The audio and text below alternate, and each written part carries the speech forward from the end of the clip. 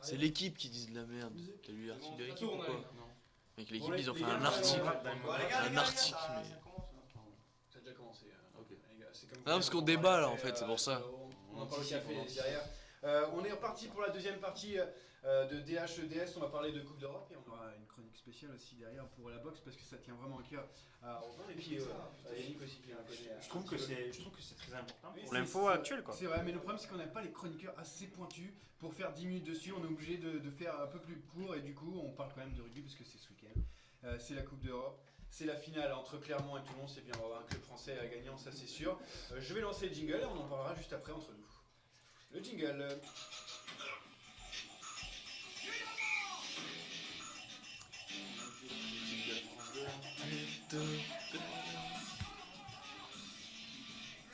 Jour de rugby. Que j'avais usé. C'est 15 sur 15. Belle émission là. Il y avait le matin à 8h. Rencontre à 15. Toujours en train de débattre, bien sûr, pendant les petites pauses. Évidemment, mais rencontre à 15, la meilleure émission pour se tenir au courant des rencontres du rugby dans le sud-ouest, mon petit gars. Et oui, toute ma famille y est passée, mon gars. Champion de France 4ème série, champion de France 4ème série, mon petit gars, c'est ça qu'il faut. Ok, d'accord. Bon, bah, demain c'est terminé. Maintenant, il y en a encore un petit peu aussi. Bien sûr, les finales championnat de France, c'est au mois de juin, tu vas voir. Ok, d'accord. Ben, on essaiera de regarder ça alors ensemble. J'espère bien. Ce matin. On parle bien sûr un petit peu plus haut. Là, on parle de Coupe d'Europe. C'est Clermont face à Toulon, c'est à Twickenham samedi soir. Samedi soir ou samedi après-midi? Samedi 18h. Samedi 18h, donc c'est entre les deux. Donc Clermont-Toulon, on va se poser la question de qui est favori, comment vous allez voir ce match, est-ce que ça va être serré, est-ce que ça va être haché, voilà, est-ce qu'il y aura beaucoup d'essais, etc. On va un petit peu en débattre et on parlera aussi de Twickenham parce que j'ai vu qu'il n'y avait pas beaucoup de monde, en tout cas pas beaucoup de billets vendus pour l'instant. Mais d'abord on se concentre sur le match Clermont-Toulon, les forces en présence qui sont favoris, voilà, qui veut commencer sur ce match. Ouais, je pense que Toulon, double champion en titre, c'est eux strictement les favoris. Après, comme on en a peut-être parlé avant dans nos émissions, ça va être un match très ouvert. Mais Toulon, Matt Guito est de retour, Lial Penny, Brian Abana, toute la clique des superstars toulonnaises sera là. On sait qu'ils sont capables de gagner des finales. Ils sont vraiment très très bons, très très en forme. Après, qu'ils fassent attention parce qu'il y a eu quelques petits accros en top 14. On a bien vu pendant la saison que le top 14 et la Coupe d'Europe, ça a été totalement différent. Moi, mon pronostic va toujours avec Toulon parce que Bernard Laporte, c'est vraiment un homme qui est capable, dans ces moments-là, de driver une équipe parfaitement. Après, le cœur pencherait plutôt pour Clermont, mais Toulon très très bien parti. Tu mises plus sur l'expérience, est-ce que vous êtes contre cette vision de Robin ou vous êtes dans la même ligne? Pour moi, la grosse inconnue de ce match, c'est la charnière pour Clermont. C'est comment ils vont jouer Para Lopez À mon avis, c'est une bévue de la part des entraîneurs de mettre Lopez qui est en retour Ouais, de blessure. voilà, c'est ça. James, il a été magistral en demi-finale. Il faut que ce soit Brock James titulaire avec Camille Lopez qui rentre, qui envoie du jeu, qui envoie quand même un jeu au pied correct. Ça se dirige pas vers une titularisation. Non, Brock James, c'est plus malheureusement, de Camille Lopez. Malheureusement, on Et pronostique ça c'est une grosse inconnue parce que on l'a vu avec l'équipe de France, Camille Lopez, c'était pas flambant. Para aussi qui est un peu ronronnant cette saison, bon il a eu des blessures, Lopez aussi, mais ouais pour moi c'est la grosse inconnue alors qu'en face t'as Toulon, même si moi je veux parler aussi de Michalak qui face à Leinster il est assez mauvais, il a été sorti à 55e, il jouera pas. Normalement il jouera pas, ce sera Tuesboard, Matt Guito à la charnière et je pense que c'est un choix décisif dans la conquête d'un troisième titre européen parce que Michalak semble un peu c'est un peu le boulet de Toulon, j'ai l'impression. Après, il y a une chose qui est sûre, c'est que quand on voit la paire de centre de Clermont, Wesley Fofana, Jonathan Davis, ça semble être cette paire-là. Ils vont rentrer plein fer dans la zone du 10, même si Matt Guito et Frédéric Michalak, c'est des profils assez similaires. Frédéric Michalak qui a des faiblesses au niveau des épaules, les autres ils vont rentrer dedans comme des morts de faim. Il vaut mieux avoir du Matt Guito et du Mathieu Bastaro en soutien que un Frédéric Michalak qui, même si on l'adore et on espère qu'il va pouvoir encore donner de très belles années, sur le plaquage, il a ses problèmes aux épaules qui l'ont tenu éloigné des terrains pendant très longtemps et qui pourraient poser des problèmes parce que là, je ne sais pas si vous vous souvenez de la demi-finale, mais Jonathan Davis, mais il les a pulvérisés, Northampton en face. Les mecs, ils ont été incapables de plaquer. Même les Saracens en demi-finale. En deuxième mi-temps, les mecs, ils ont été incapables de l'arrêter. C'est un frigo américain, ce mec. C'est si serré que ça pour que ça soit en fait par rapport aux hommes alignés et quelques hommes forts que ça va changer la physionomie. Ah, c'est ça, mais même le banc va changer. On le voit en demi-finale, Bernard Laporte, il fait un choix fort. Il sort Michalak au bout de 50-55 minutes. Et il remplace par. Ça marche pas, et il remplace par Rudy Wolf. Donc c'est un changement tactique, vraiment. Un mec qui a un assez bon défenseur qui était là pour arrêter les Leinstermen. Ça a marché et ils sont passés au final. Ça a des petits choix comme ça. Ça va être serré parce que c'est deux effectifs pléthoriques, c'est deux effectifs remplis d'internationaux, que ce soit sur le banc ou sur le terrain, même en tribune. Il va en avoir quelques-uns qui seront dégoûtés de ne pas jouer ce match-là. Et moi, je pense que ce match va être très serré. Je pense qu'il va avoir des essais, mais je ne pense pas qu'il va avoir une cavalcade d'essais. On ne va pas avoir 6 essais dans cette finale. Ça va être un match haché. Faut pas s'attendre à du. Moi, je pense pas qu'on va avoir un grand spectacle. On parle du match maintenant, de comment ça va se passer. On est d'accord avec Jordi pour dire que ça va être un match haché plutôt ou un match ouvert. L'enjeu est tellement important pour tout le monde qui doit finir bien pour certains joueurs. On pense à Bota par exemple. Il y en a d'autres qui vont prendre leur retraite et Clermont a déjà perdu une finale contre Toulon. Donc l'enjeu est là pour Clermont, c'est d'amener ce titre européen.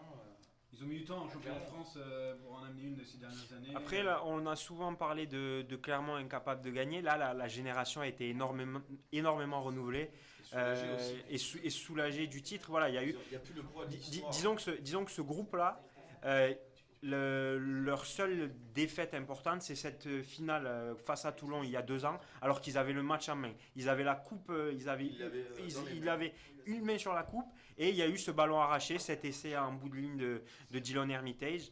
Là, voilà, ça va peut-être trotter dans les têtes. Il y a eu un nouveau staff, de nouvelles personnes qui ont insufflé un nouveau rythme aux Toulonnais. On va voir, par exemple, Camille Lopez, c'est sa première finale. C'est la première finale ça reste un jeune joueur assez novice à ce niveau de la compétition. Je pense que Clermont, même s'ils s'en sont défendus tout au long de la semaine dans les médias, de dire que non, ils vont pas se baser sur la finale contre Toulon il y a 2 ans, ils vont pas s'en servir pour motiver. Quand tu perds comme ça, avec en plus ce qui s'est passé avec Dylan Hermitage face à Broad James, qui l'a volontairement chambré. Ciao. Ouais, Franchement, moi je suis Clermontois. Mais je rentre, mais je les démonte. Je suis Jamie Cudmer. Le bûcheron canadien. Après, voilà, ça va être un match de soutien devant. Un jeu au pied ultra important. Ça va être. J'ai bien peur que l'enjeu tue un peu le jeu et qu'on n'assiste pas à des envolées comme Clermont et Toulon sont capables de nous offrir.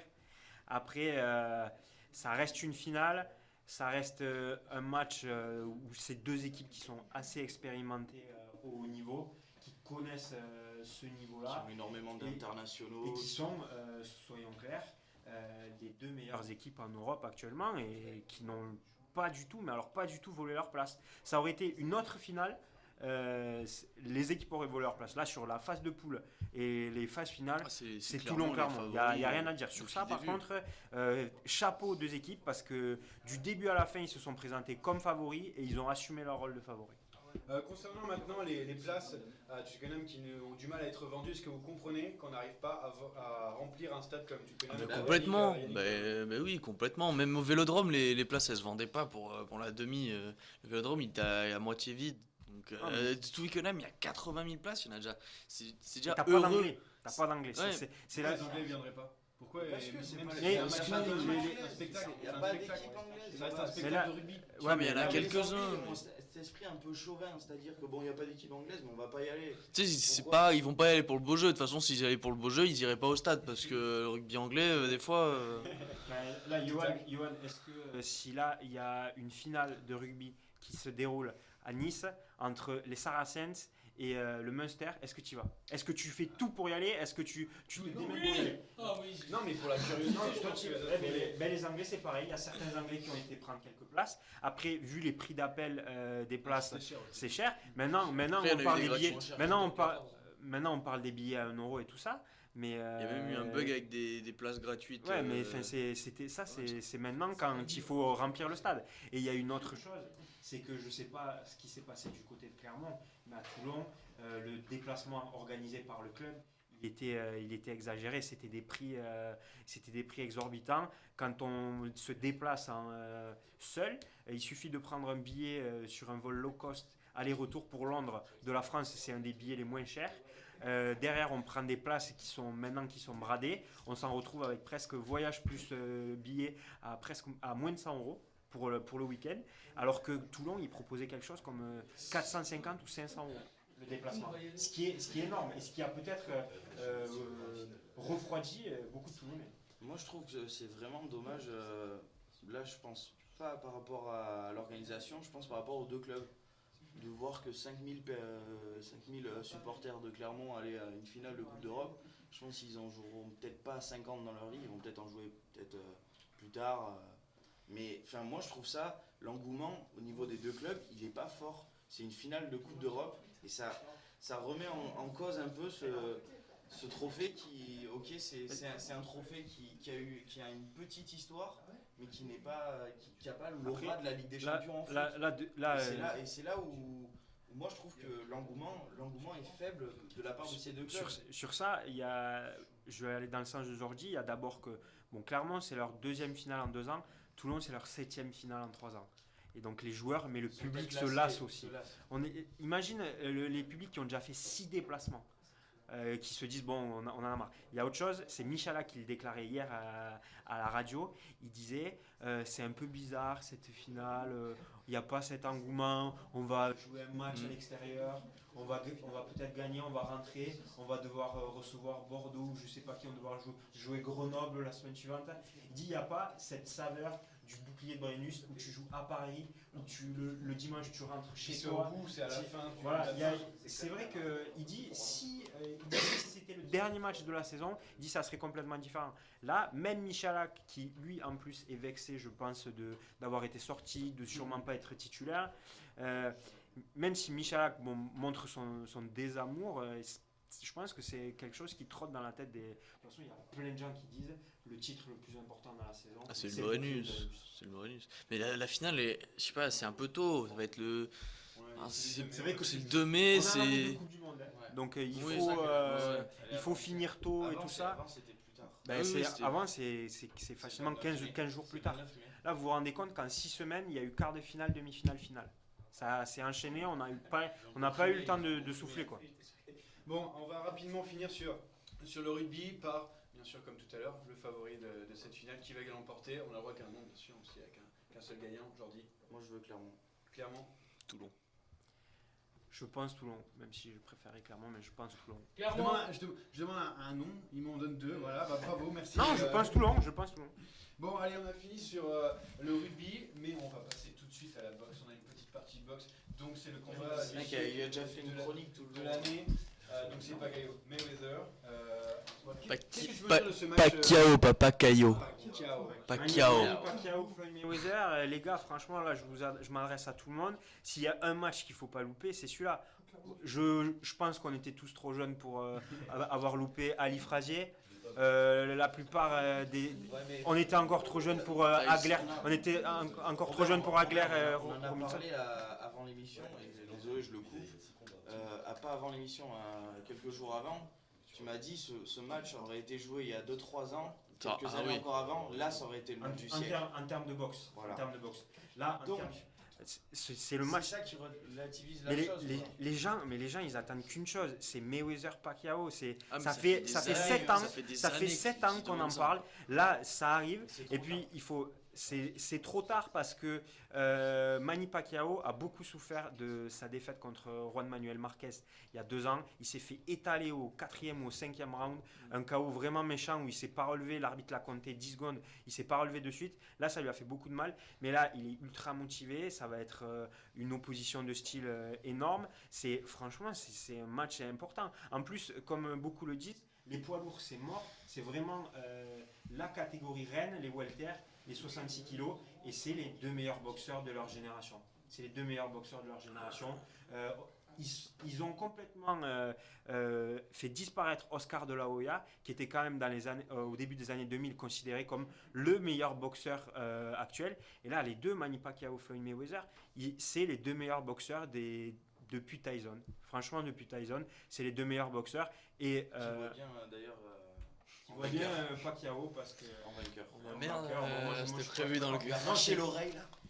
c'est un événement au-delà du sport. C'est comme une finale de Coupe du Monde, c'est comme un Super Bowl. C'est du spectacle. C'est un spectacle énorme qui, à mon avis, même si c'est compliqué de le voir parce que c'est à 5 heures du matin, parce que c'est aux États-Unis, je pense qu'il faut avoir un œil dessus, au moins sur les replays, parce qu'en plus, voilà, c'est 2 styles de boxe, c'est vraiment un très beau spectacle pour la boxe. Il y a des gens qui disent ça va, la boxe est en train de mourir, ça va relancer la boxe. Et je pense qu'il faut... Ah, c'est possible, hein, vu ce qui est engagé Ouais, comme Machine Sport moyen. a accepté de payer plus d'1 million d'euros pour acheter le combat. Est-ce que c'est normal que ce soit sur Machine Sport? C'est le combat. Tu nous vends un C'est un combat appel. énorme et qui va être sur Machine Sport. Ouais, On a Bean, Et parce qu'ils ont pas on a voulu Canal, mettre on a. C'est Machine Canal, Sport, c'est c'est simple. En Canal, fait, c'est l'horaire. l'équipe 21. L'horaire pose problème par rapport au taux d'audience. Un match à 5h du matin, on regardera les chiffres. Et on regarde la Je peux te NBA à parler. 4h, nous des fois 3h30. Mais- La Ouais, NBA, c'est- la NBA, c'est pareil, la NBA, c'est- c'est un public qui La qui est NBA, assez c'est un fidèle. feuilleton. Voilà. La NBA, c'est un feuilleton. Tu le suis toute l'année. Là, c'est sur un one-shot. C'est comme il y a le Super Bowl, il passe sur Bein parce que Bein a tous les droits. Après, ça fait partie des événements importants qui doivent passer sur une chaîne hertzienne, donc souvent ça passe sur W9. Mais là, voilà, le problème, c'est que l'équipe 21, ils n'ont pas l'argent, ils ont cassé leur tirelire pour acheter un match de merde. Klitschko, c'était une honte le combat qu'il a donné la semaine dernière. Ouais, il était faible, quoi. Bein, ils se sont rendus compte, ils ont acheté les 2 combats. Mayweather, Maidana, ils s'en sont rendus compte que ça leur a pas rapporté tant d'argent. Canal a dit on préfère ces week-ends de Ligue 1, on préfère tout miser sur la Ligue 1. Ils vont mettre jour de. Ah non, mais ils vont faire jour de foot, J+1, J+2, J+12. Bon, on Ouais. termine avec la boxe. On a passé plus de temps que prévu, ce que me disait Valentin sur le côté, mais c'est pas grave parce que c'est quand même intéressant la boxe. On va faire la chronique qui a dit, mais c'est pas moi qui va le faire, c'est le présentateur de l'autre émission. C'est C'est moi. lui qui est en face, il est là prévu pour ça. Moi j'en avais noté quelques-uns, donc j'espère que c'est pas les miens parce que sinon je gagne direct. Hein, je te préviens, j'ai noté. Merde. Donc vas-y, je te laisse la main, Yannick. Alors, lequel ici? I'm European champion, so I'm not one of the bottle. I think I'm a special one. Merci Anto pour ce magnifique jingle. Alors on va commencer, vous êtes chaud? Vous êtes prêts? Je rappelle Ouais, les t'arrêtes règles. de tricher, Oh, là. je rappelle les règles, je vais Je suis dire champion entier, une je phrase défends, là. dans l'actu. Une phrase dans l'actu, vous devez deviner qui a dit. Allez. Alors peut-être, je dis bien peut-être qu'il y a un problème avec moi et qu'il ne veut pas m'en parler. Ça ne Voilà. regarde. Comment tu peux savoir? Il y en a un qui a, Mbemba. il y en a un qui a lu l'équipe. Avant de l'Mwemba contre Non, Hubert Fournier, Fournier, Contre Hubert Fournier Non, parce que. Mais il est au fin fond du placard. Eh oui, parce qu'il est plus dans le placard. Il est pas dans le Phrase placard. suivante, mon Ouais, petit ouais. gars. Allons-y.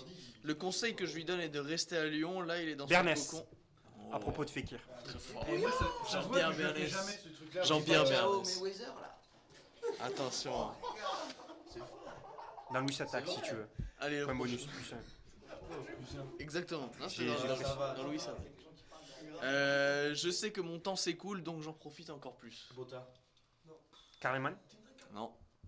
Ah, Ah, ça a été soufflé Ah, par. voilà, bravo. Un point pour Momo. Un point pour Momo. Je vais rentrer beaucoup, moi, c'est sûr. Je pense que Pacquiao va gagner. Non, laisse un fric. Tyson. Ouais. Quoi Bah oui, tu l'as Oui, dit. bah tu c'est l'as un dit. treat, J'ai là. dit, Ah, non, excuse-moi. mais c'est bon, je vais en trouver un, Attends, Il y en a encore beaucoup. Il en reste deux. Deux. Ce genre d'exploit, tu en parles quand tu as 60 ans. Pour l'instant, on ne pense qu'au match. Bota. Oh. Makis Bota. Non, c'est pas Botta. Kaiser. C'est rugby. C'est rugby. Laisse tomber cette chronique. C'est un joueur. Tu vas trouver que des citations Que de mort. C'est un joueur de Toulon. De Toulon, un joueur de Toulon. Michalak. Oui. c'est fort. Mais en même temps, tu fais que du rugby aussi. C'est le seul rugby. Allez. Allez, le dernier, il est où? Allez, laissez-moi réfléchir. On le laisse. Je pense que c'est phénoménal ce que les joueurs. Merci. Bon, bah, j'en ai dit qu'on le laissait. Allez, non, on l'a pas entendu, donc on va continuer. Je pense que c'est phénoménal ce que les joueurs font. Leader du championnat depuis le premier jour, ils ont affronté une équipe en pleine forme qui jouait à domicile avec beaucoup. Bah, c'est- Voilà, c'est- ok, mais je- Et on applaudit Johan pour avoir trouvé moi. Ouais. Merci, les gars, c'est gentil. Bon, on va pouvoir couper cette deuxième partie. On va vite passer sur la troisième. C'est la rétrospective de l'année. J'espère que vous m'avez préparé de belles choses. A tout de suite.